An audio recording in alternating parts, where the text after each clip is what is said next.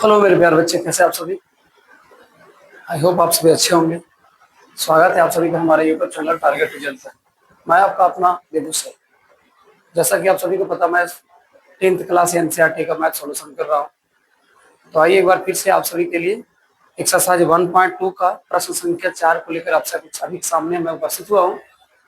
मैं आशा नहीं विश्वास करता हूँ मैं आप सभी को अच्छा से समझा पाऊंगा, लेकिन उनसे पहले मैं आप सभी से आग्रह करता हूँ कि अभी तक आपने हमारे यूट्यूब चैनल को सब्सक्राइब नहीं किया है तो अभी जाइए हमारे यूट्यूब चैनल को सब्सक्राइब कीजिए और अपने दोस्तों के पास शेयर करिए।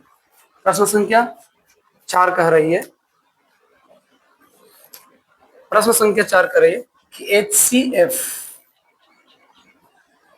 306 और 657 बराबर 9 दिया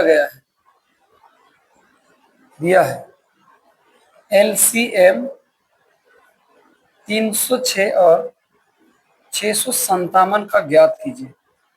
क्या करने के लिए कह रहा है? निकालने के लिए कह रहा है। देखिए बहुत ही आसान प्रश्न है, कैसे निकलेगा। प्रश्न कर रही है कि दो अंक है, दो संख्या, इसका कह रहा है कि इतना बड़ा HCF इतना का 9 दिया गया, यानी दोनों का HCF 9 है, तो दोनों का LCM निकालना है। आप सभी को मैं बता दूं एक छोटा सा फार्मूला, आप लोग शायद 7, 8, 9 में भी पढ़े होंगे, लेकिन यहाँ तो अभी 10th में बता रहा हूँ मैं। फार्मूला ये था कि अगर हम निकालते हैं ऐसे दो संख्याओं का गुणनफल, दो संख्याओं के गुणनफल बराबर अगर निकालने की कोशिश करें तो उसे एक फार्मूला होता है LCM गुने HCF। अब मुझे लगता है इस प्रश्न से आसानी से बना सकते हैं इस तरीका से। दो संख्या कौन कौन हो गया? 306 से 657। यहाँ भी दिया गया 306 से 57, मतलब संख्या दोनों सेम है। पहली संख्या हो गया 306 और दूसरी संख्या हो गया कितना? 657 बराबर। एलसीएम हमको निकालना है सर, जबकि एचसीएफ दे चुका है। एचसीएफ कितना दे चुका है सर? एचसीएफ आप देखेंगे तो दोनों का एचसीएफ है 9। 9 इंटू एलसीएम कर देंगे, बहुत हल्का प्रश्न, एक छोटा बच्चा भी इसको बना सकता है। अगर हम एलसीएम बराबर करते हैं तो हो जाएगा 306 इंटू 657 और बटा हो जाएगा 9। अब जब इसको काटेंगे आप, क्या करना है? दोनों को काट दीजिए। क्या करना है सर? दोनों का आसानी तरीका से क्या करना है? काट दीजिए। जैसा कि अब दोनों को काटेंगे कितना हो जाएगा, देखिए काट के अगर देखते हैं 9 सत्ते 63, हाँ 9 सत्ते कितना हो जाएगा? 63, बचेगा कितना? 2, 9 3 के 27, यानी एलसीएम का जो मान आ जाएगा वो आ जाएगा 306 इंटू 73। जब इसको आप गुना करेंगे, मैं आपको गुना करके दिखा देता हूँ। जब आप इसको गुना करेंगे कितना आ जाएगा? थोड़ा सा गुना करने के लिए हम मोबाइल का सहारा ले लेते हैं। अब जब गुना करेंगे तो ये आ जाएगा 22,338। 22,300 कितना आ जाएगा? 38, है ना? 22,338, सॉरी 338, शायद कितना, एक बार क्लियर कर लूं। हाँ 22,338, इसका हो जाएगा एलसीएम। ये बहुत आसान तरीका है। अच्छा यहाँ से एलसीएम ही नहीं, यहाँ से आप ऐसे भी निकाल सकते हैं। अगर पूछेगा आपसे कि एलसीएम दिया गया है, एचसीएफ दिया गया है, आप निकालिए। क्या बोल सकते हैं? जैसे क्वेश्चन बोलते हैं ऐसे कि पहली संख्या निकालिए, तो आप बोल सकते हैं पहली संख्या बराबर एलसीएम गुने एचसीएफ बटा दूसरी संख्या, ऐसे भी निकाल सकते हैं। या कभी अगर पूछते दूसरी संख्या बराबर, तो दूसरी संख्या बराबर फॉर्मूला सेम होता है एलसीएम गुने एचसीएफ बाई पहली संख्या या दी हुई संख्या। तो ये एक ही फॉर्मूला है जिसके माध्यम से हमने 3 फॉर्मूला बनाए, 1 2 3। ठीक है। अगर आपसे पूछ दे जैसे एलसीएम हमने ये दिखा, अगर एचसीएफ पूछ देगा भी, एचसीएफ निकालिए जय श्री राम, इसको निकाल सकते हैं। एचसीएफ पूछेगा तो लिख देंगे दो संख्याओं को गुणनफल, दो संख्या, या तो ऐसे भी लिख सकते हैं पहली संख्या गुणे दूसरी संख्या, पहली संख्या गुणे दूसरी संख्या बटा एचसीएफ पूछ रहे तो पक्का एलसीएम दिया हुआ, तब बोल सकते हैं यहाँ पर एलसीएम।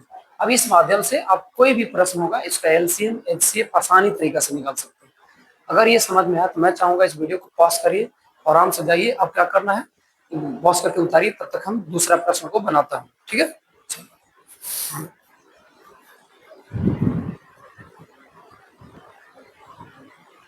चलिए।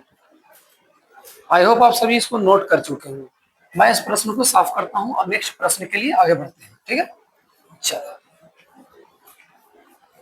मैं नेक्स्ट प्रश्न शुरू करूं उससे पहले मैं एक बार फिर से आप सभी से रिक्वेस्ट करूंगा, अभी तक आपने हमारा यूट्यूब चैनल को सब्सक्राइब नहीं किया है तो अभी सब्सक्राइब करें एंड अपने दोस्तों के पास शेयर करें ताकि वो भी आपकी तरह घर बैठे पढ़ सके। प्रश्न संख्या 6 कह रही है, 5 कह रही है, 5 कह रही है क्या, जांचे, जांचे, जांच कीजिए, सॉरी जांच कीजिए, क्या कीजिए सर, जांच कीजिए कि क्या किसी प्राकृतिक संख्या, क्या किसी प्राकृतिक संख्या n के लिए, n के लिए, किसी प्राकृतिक संख्या n के लिए संख्या 6 के पावर n अंक शून्य पर समाप्त होती है, समाप्त हो सकती है, यानी सीधा बोल रहा है क्या, आप जांच के हमको दिखाइए कि क्या कोई भी 6 के पावर n करेंगे तो उसका गुणनखंड जो ऐसे शून्य आएगा। तो मैं इसको पहले कर दूं, कह रहा है लिखेंगे मानक, मानक की क्या लिखेंगे कि प्रश्न को पहले से करेंगे, यदि, ध्यान रखना कुछ लिखेंगे, यदि 6 के पावर n, 6 के पावर n हो तो क्या करना है, यदि 6 के पावर 1 हो तो उसका इकाइयां कितना होना चाहिए, इसका इकाई, यदि 6 के पावर n हो तो क्या उसका इकाई अंक, इकाई अंक शून्य होगा, ये पूछ रहा है, ध्यान रखिए। जांचे कि क्या किसी की प्राकृतिक संख्या का n के लिए संख्या 6 के पावर n हो तो 0 पर समाप्त हो सकती है, लिखना यदि 6 के पावर n हो तो क्या उसका इकाई अंक शून्य होगा, यही जांचना है ना। लिखेंगे सबसे पहले कि यहाँ पर लिखना है, दूसरा स्टेप में लिखना है कि अगर 6 के पावर शून्य लाना है, 6 के पावर कोई संख्या उसके पावर शून्य लाना करता है तो इस शून्य हो तो इसका एक गुणनखंड, गुणनखंड, इसका क्या करना, इसका एक गुणनखंड जो होगा सब 5 अवश्य होना चाहिए, लेकिन इसका एक गुणनखंड 5 अवश्य होगा, अवश्य होगा। कैसे बोल रहे हैं हम, क्या बोल रहे हैं, सुनिए ध्यान से। अगर 6 के पावर हमको निकालना है n के लिए और उसका इकाई अंक 0 चाहिए तो इकाई अंक 0 तभी आ सकता है जब उसका एक गुणनखंड कितना होगा, 5 होगा, इसका एक गुणनखंड कितना होगा, 5 होगा। अब देखिए गुणनखंड कैसे 5 होगा, गौर करना, हम लिखते हैं 6 लिखेंगे, लेकिन, लेकिन क्या लिखना है, 6 के पावर n, इसका गुणनखंड तोड़ेंगे तो हो जाएगा 2 गुने 3 के पावर n, घातांक करने के अनुसार से इसको कर सकते हैं 2 के पावर n गुने 5 के पावर, सॉरी 2 के पावर n गुने 3 के पावर n। अब दिमाग लगाओ, 6 के गुणनखंड हम जब तोड़ेंगे तो आएगा 2 और 3 में, कितना आएगा, 6 के गुणनखंड जब तोड़िएगा तो कितना आएगा, 2 और 3 में, 2 और 3 में आएगा। अब जब 2 और 3 में जैसे इसका गुणनखंड आ जाएगा तो 2 की क्यूब करिए, 2 के पावर स्क्वायर करिए, 2 के पावर 4 करिए तो हमेशा शून्य, मतलब कि कुछ ना कुछ सम संख्या ही आएगा। अगर 3 को करेंगे 3 3 का 9, 3 का स्क्वायर क्यूब करेंगे तो 27 हो जाएगा, यानी शून्य नहीं आने वाला, सिंपल बात। 0 लाने के लिए कम से कम ये दोनों में से कोई एक गुणनखंड 5 होना चाहिए। यदि यही अगर रहता है यहाँ पर 10 या रहता 5 है ना, या रहता कुछ और, इसका एक गुणनखंड 5 है, जैसे यहाँ रहता 10 तो करते 2 गुने 5, अगर यहाँ रहता 15 तो करते 3 गुने 5, उसके बाद हम चाहते तो निकाल सकते थे, लेकिन यहाँ पर 0 लाने के लिए कम से कम 5 होना बड़ी जरूरी है। यहाँ क्या करा है, 2 और 3 इसको गुणनखंड आ रहा है, और 2 और 3 जो है, 2 और 3 यह दर्शाता है कि दोनों के दोनों कौन संख्या है, दोनों देखिए, दो के अगर का स्क्वायर करेंगे तो 2 ही की मानो कि 0 नहीं आएगा, 3 का स्क्वायर करेंगे तो 3 तो विषम संख्या आता है, लिख रहे हैं। चूंकि 2 और 3 यह दर्शाता है, 2 और 3 यह दर्शाता है कि 2 और 3 के, 2 और 3 के 2 और 3 के कह सकते हैं गुणनखंड शून्य नहीं ला पाएगी, नहीं ला पाएगी। 2 और 3 के गुणनखंड कितना नहीं ला पाएगा, आप देखेंगे तो 2 और 3 का गुणनखंड कितना हो जाएगा, नहीं ला पाएगा। इसलिए कह सकते हैं, यहाँ पर कुछ कह सकते हैं 2 और 3 गुणनखंड नहीं ला पाएगा, इसलिए कह सकते हैं क्या कि इसलिए 6 के पावर n के लिए, 6 के पावर जैसे 2 और 3 का गुणनखंड करेंगे तो हमेशा 2 के करेंगे स्क्वायर तो कुछ और आएगा, 3 का स्क्वायर कुछ और आएगा, शून्य इससे नहीं आ सकता है। इसलिए कह सकते हैं कि 6 के पावर n के लिए 6 के पावर n के लिए कौन सा अंक बोले, तो जांच कीजिए कि प्राकृतिक संख्या n के लिए किस संख्या पर लिखेंगे। 6 के पावर n के लिए कोई भी अंक शून्य नहीं आ पाएगी, नहीं आ पाएगी। ये रहा, इसको कह सकते हैं प्रूव्ड। क्या आपको समझ में आया? फिर से एक बार हम सुनाते हैं।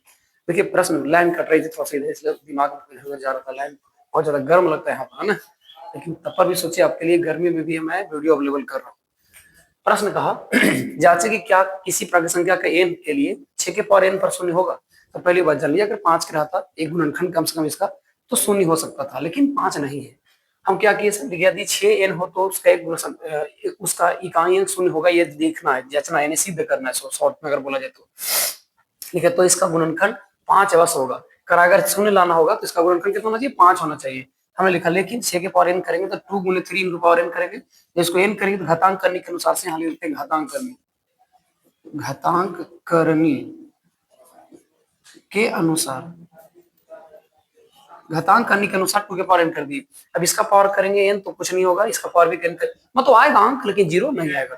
ठीक है, 2 और 3 का दर्शाता है कि 2 और 3 के गुणनखंड शून्य नहीं हुआ, लिख दिए। इसलिए 6 के n के लिए कोई भी अंक जो है शून्य के बराबर नहीं आ पाएगी। ऐसा लगा आप सभी को?